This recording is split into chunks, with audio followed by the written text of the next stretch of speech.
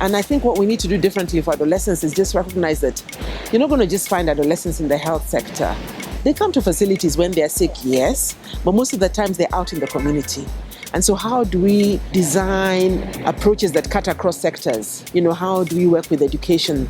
How do we work with legal services so that these adolescents are able to access services like testing? UNICEF conducted an HIV-focused survey of 52,000 adolescents aged 10 to 24 in 16 countries using U-Report.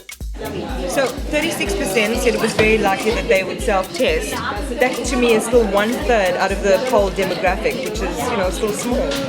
But to me, if you take in the 23% that said somewhat likely, and then you add it to the 36% that said very likely, that's still a majority that is interested in the idea.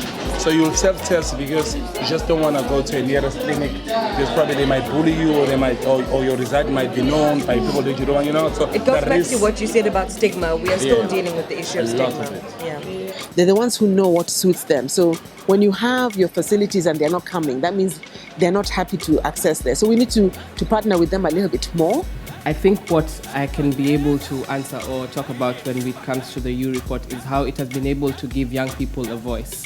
It has been able to give young people a platform where they can share and just give their opinions without having to sit in a room and feel like they'll be judged for what they say. So I think we haven't also been very good at listening to adolescents and making our services responsive to their needs. That's something we need to do differently going forward.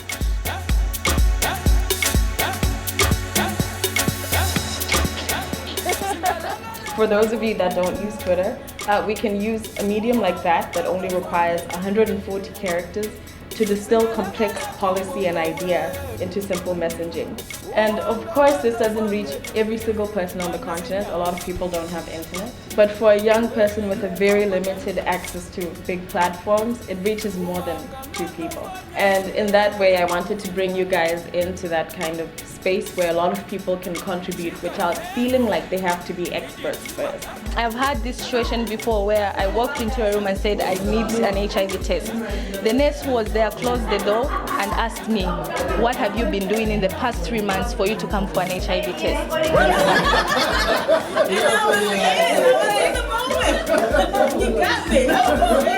Those are not the things that we need as at now. I mean, we are past all that. This is the 21st century. We need to walk. I need to walk into a health facility. I ask for this, they give me. If it's contraceptives that I'm asking for to protect myself from maybe pregnancies, I should be able to access them. They shouldn't ask me as to why I need those things.